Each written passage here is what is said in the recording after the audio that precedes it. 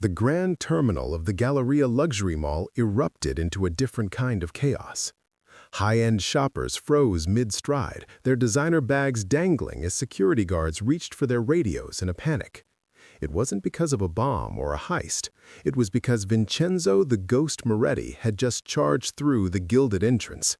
His fur-collared overcoat was soaked through with the evening rain, billowing behind him like a dark cloud as he moved with a heavy, purposeful stride.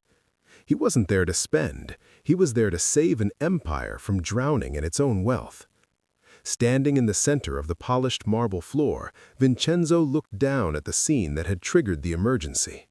Dozens of soldier accountants in bespoke suits stood motionless, clutching heavy leather briefcases that had burst open, spilling stacks of $100 bills across the floor like autumn leaves. Beside the mountain of cash stood a regional capo, sweat dripping onto his flawless silk tie, his mouth stretched into a terrified, performative smile. "It's just a delay at the bank, Vincenzo," the capo said quickly, his voice trembling. "The federal censors at the branch picked up a trace of something, but we're handling it. It's just an accident of the new laws." Vincenzo didn't answer. He stepped over the scattered millions and looked at the storefront of the Gucci flagship he had used as a primary washing machine for 3 years. His heart stopped for a beat as he saw the yellow federal seizure tape being stretched across the glass. Seeing the integration phase of his business model, the empire he had built to be unrecognizable from a legitimate corporation, shattered by a single forensic audit, tore his soul apart. He knelt on the floor, ignoring the dirty water from his coat, and picked up one of the blood-stained bills. That was when he saw the invisible tracking ink glowing under the mall's high-intensity lights, a digital fingerprint left by the Department of Justice. The entire terminal went dead quiet as Vincenzo realized the truth. The clean receipt had become patracer, and the paper trail was already leading straight to the 5 families. Vincenzo stood in the center of the vault, the air thick with the metallic scent of ink and the copper tang of blood-stained currency. Before him sat the problem of volume, mountainous stacks of $5 and $10 bills that represented the raw, jagged edges of the street. To a street soldier, this was the prize. To Vincenzo, it was a radioactive hazard. You cannot walk into a Chase or a Wells Fargo with $3 million in small bills without triggering every red light audit in the Federal Reserve's arsenal. The banking system is a predator designed to sniff out the scent of unexplained wealth the moment it crosses the threshold. "We don't move the mountain all at once," Vincenzo murmured, his voice as cold and clinical as a surgeon's while he adjusted his fur-collared overcoat. "If we do, the gravity of the cash collapses the bank's ceiling on our heads." He gestured toward the line of men in bespoke suits, his soldier accountants, who waited with the rigid discipline of a corporate phalanx. This was the birth of the placement phase. To solve the volume problem, Vincenzo introduced the art of smurfing. The strategy was a masterclass in decentralized logistics. Instead of one man with a suitcase, Vincenzo deployed a small army of 300 smurfs, associates, cousins, and desperate civilians, each carrying exactly $9,900. By keeping every single deposit below the $10,000 threshold that triggers a mandatory currency transaction report, he effectively turned a tidal wave into millions of tiny droplets. They fanned out across the city, hitting different branches, different tellers, and different zip codes simultaneously. It was a manual DDoS attack on the IRS's tracking system. As he watched the briefcases being filled, Vincenzo felt the rush of a man who had successfully hacked the law. He wasn't just hiding money, he was changing its DNA, beginning the long process of scrubbing the street off the paper until it was clean enough to buy the world. The transition from the street to the showroom required a more elegant touch than the brute force of a bank deposit.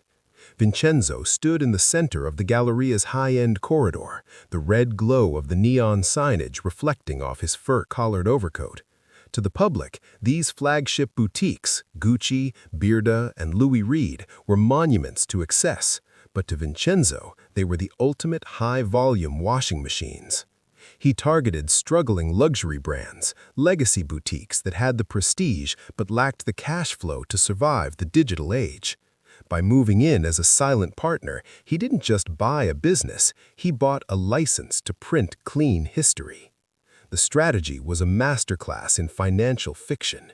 Each day, as the phalanx of bespoke-suited men marched through the mall, they weren't just carrying briefcases, they were carrying the ghost sales of the empire. Vincenzo directed his team to inflate the daily ledgers with surgical precision. He used the piles of smurfed cash to purchase non-existent alligator skin suits and limited-edition handbags that never actually left the shelf. For every 10 real customers, Vincenzo's team fabricated 20 more, funneling the raw street profits into the store's point-of-sale system. The beauty of the luxury retail front lay in the margins. In a boutique where a single jacket could cost 5 figures, moving $500,000 in a weekend didn't look like a crime. It looked like a successful season. By paying the taxes on these phantom sales, Vincenzo was essentially buying the government's silence with their own cut of the loot. He watched the money literally litter the floor, knowing that by the time it reached the corporate bank account, it would be transformed into legal, taxable income that no auditor could question without a search warrant. He was no longer a mobster hiding in the shadows. He was a titan of industry, hiding in plain sight behind the velvet ropes of the world's most exclusive brands. Once the cash was scrubbed by the luxury storefronts of the Galleria, it entered the most abstract and dangerous phase of the cycle, the layering. Vincenzo watched the digital digits flicker on his encrypted terminal, knowing that each click of a mouse was moving millions of dollars across borders faster than a bullet could travel. The money was no longer physical. It had become a ghost, exiting the retail accounts of New York and reappearing in the palm-fringed bank towers of Panama City and the sun-bleached offices of the Cayman Islands. This was the shadow banking system, a dark mirror of the global financial grid where the 5 families operated as their own central bank, setting their own interest rates and enforcing their own liquidity with a finality no federal regulator could match. The goal was to create a digital labyrinth so complex that the trail of breadcrumbs would catch fire before any forensic accountant could follow it. Vincenzo orchestrated a frantic dance of shell companies, limited liability phantoms with names like Blue Horizon Holdings and Iron Gate Logistics that existed only as brass plates on a door in Georgetown. Money flowed from boutique profits into a Panamanian law firm, was loaned to a shell company in Dublin, and then reinvested into a Caribbean hedge fund, all within a single business day. By the time a DOJ investigator could subpoena the first account, the capital had already been subdivided and reassembled a dozen times over. Vincenzo sat back, the blue light of the monitor reflecting in his dark, predatory eyes as he adjusted his fur collar of his coat. He understood that layering was the ultimate shell game. It was about distance and distortion. Every offshore hop stripped away another layer of the money's criminal origin until the original blood-stained cash was buried under a mountain of international wire transfers. To the world, Vincenzo was moving capital. To the Commission, he was building a fortress of paper that made the Mafia's wealth as untouchable as the clouds. Repatriating the offshore ghost millions required turning digital digits back into concrete and steel. Vincenzo stood on the skeletal remains of a 30-story luxury high-rise, the wind whistling through the exposed girders as he looked out over the city he was essentially rebuilding with blood-stained capital.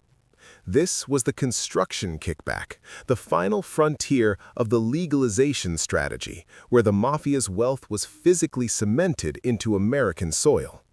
Vincenzo would use his offshore shell companies to invest in domestic real estate development, buying up prime acreage with the scrubbed profits of the layering phase.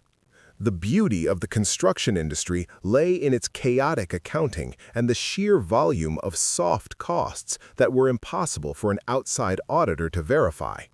Vincenzo ensured that every crane, every pallet of bricks, and every bag of cement was sourced from mob-controlled vendors. By using unionized labor under his thumb, he could overbill the project for ghost hours and specialized consulting fees that existed only on a spreadsheet. It was a circular economy. The offshore money paid the construction company, which paid the labor, which eventually flowed back into the family's pockets as legitimate, hard-earned salary. The masterstroke, however, was the sale.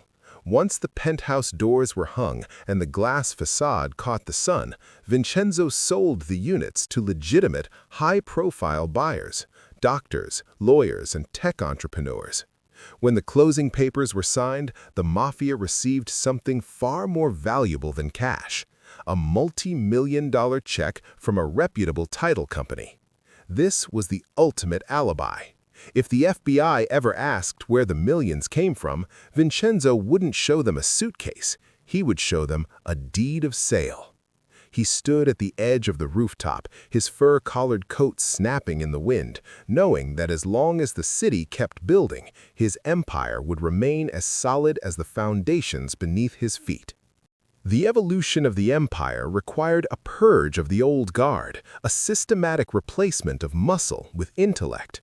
Vincenzo stood in the center of the high-end corridor, flanked no longer by scars and leather jackets, but by a phalanx of young men in charcoal Armani who moved with the calculated grace of junior partners at a white shoe firm. This was the era of the clean soldier. Vincenzo had realized that in a world of forensic accounting and RICO statutes, a man who could navigate a tax loophole was worth 10 men who could pull a trigger. He had stopped scouring the back alleys of Brooklyn for talent and started headhunting at the Ivy League recruitment fairs, seeking out the hungriest MBAs and the most ruthless JD candidates who were tired of waiting for a partnership that might never come. These new made men didn't swear oaths over burning pictures of saints. They signed non-disclosure agreements and ironclad employment contracts. They didn't carry unregistered magnums. They carried encrypted laptops and legal briefs that could bury an opponent under a mountain of litigation before the first shot was even fired. Vincenzo watched them march through the luxury mall, their briefcases filled with the paperwork of 1,000 shell companies, their eyes as cold and predatory as any hitman's, but hidden behind the soft glow of smartphone screens. To the world, they were the rising stars of the financial sector. To the Commission, they were the new front line of an invisible war. The genius of the clean soldier lay in their deniability. When a rival business refused to be absorbed, Vincenzo didn't send a car to spray the storefront. He sent a team of forensic accountants to find a discrepancy in their payroll and a fleet of lawyers to file an injunction that froze their assets. It was a bloodless execution, performed in the light of day with the full backing of the court system. Vincenzo adjusted the fur collar of his coat, feeling the immense power of this intellectual army. He understood that the greatest trick the Mafia ever pulled was convincing the world that they were still just thugs in tracksuits, while in reality, the new dons were sitting in corner offices, killing empires with a keystroke and a smile. The street was becoming too loud, and the physical weight of paper was starting to drag the empire toward the earth. Vincenzo stood in his private suite above the Galleria, the red neon of the luxury mall casting a surgical glow across the banks of high-speed monitors that had replaced the traditional ledgers of the Commission. This was the digital pivot, a transition into a world where money moved at the speed of light, leaving the cumbersome logistics of suitcases and smurfing behind.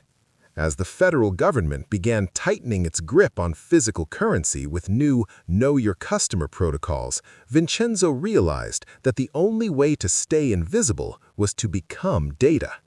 He began experimenting with a new architecture of deception, utilizing early digital wire transfers to bounce funds through a global network of shell companies before the ink on a transaction could even dry.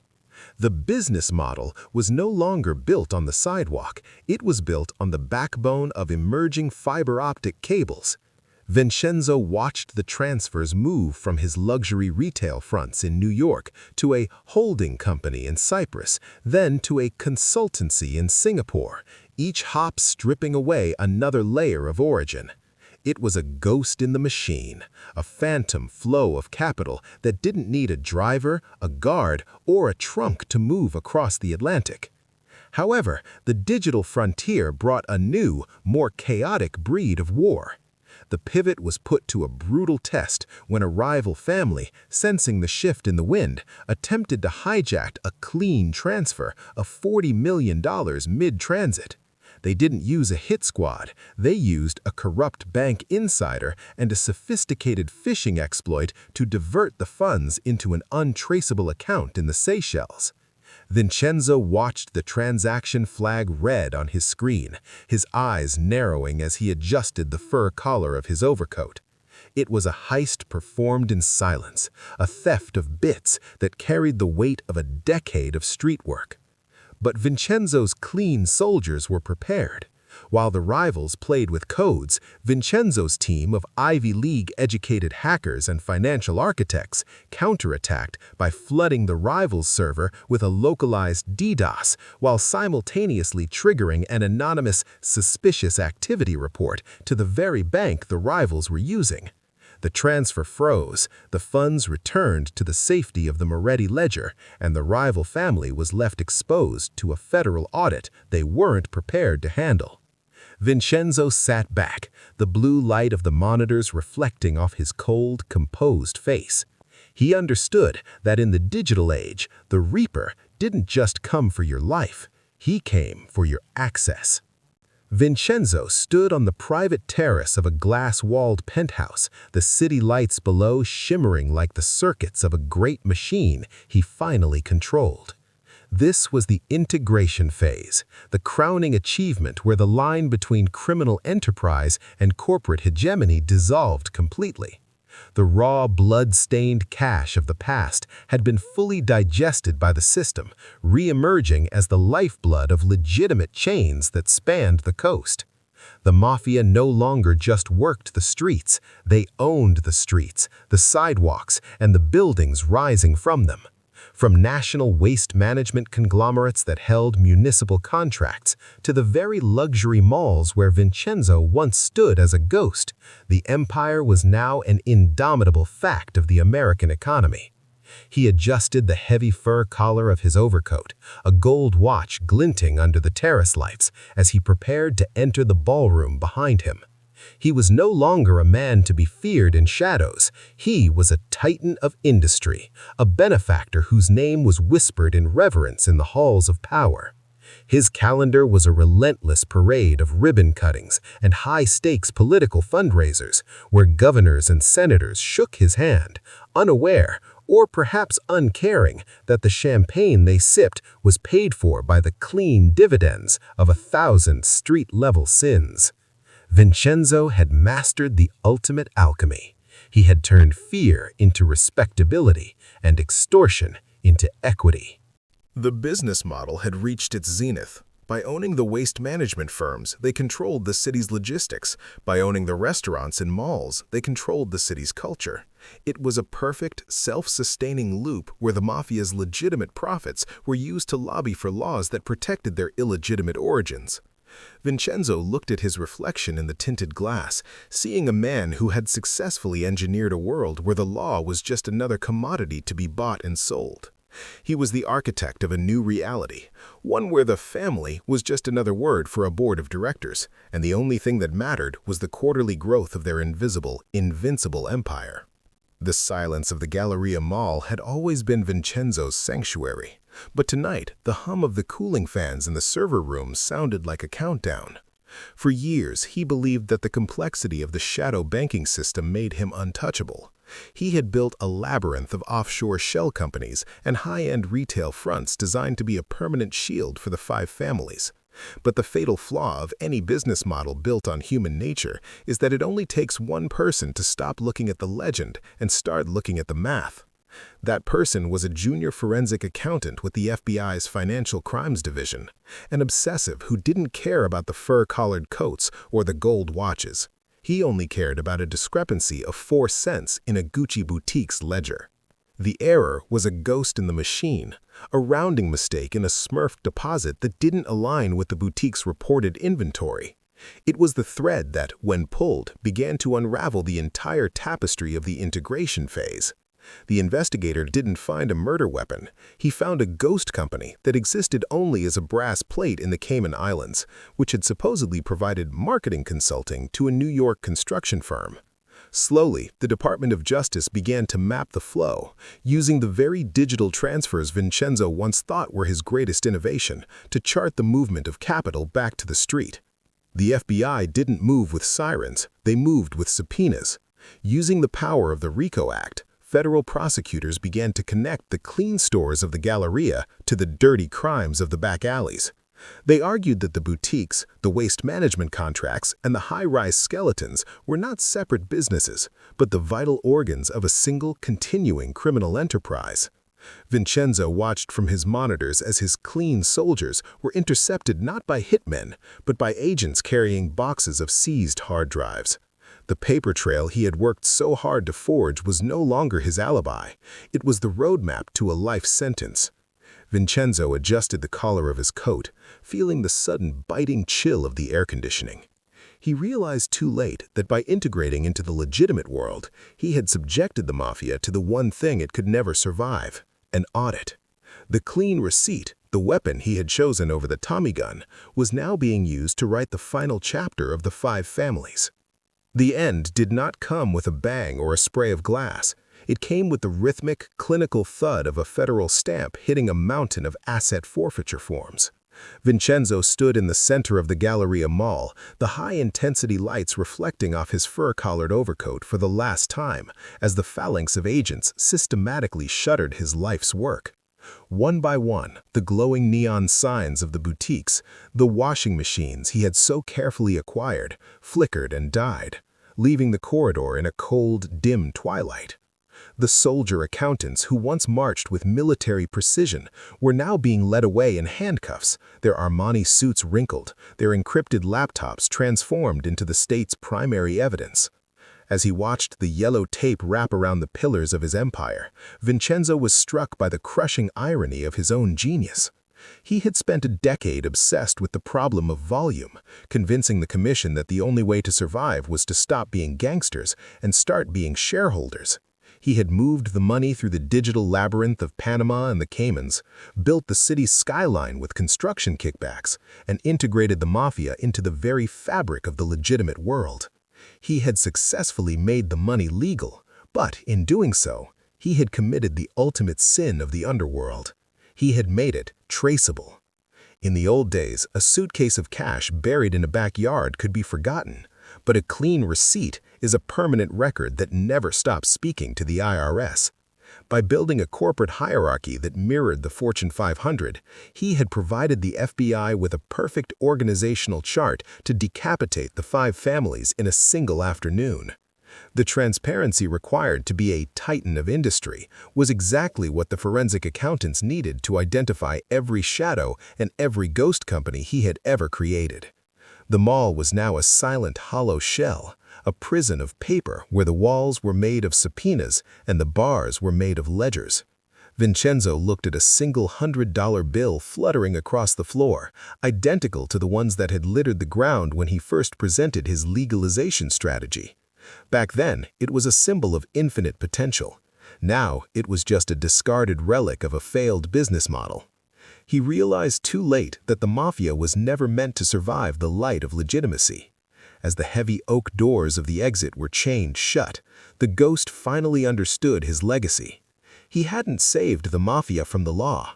He had simply invited the law into the family to conduct the final audit. The Mafia stopped being a gang and became a corporation. But every corporation has an audit. And for the Mafia, the audit ends in a life sentence.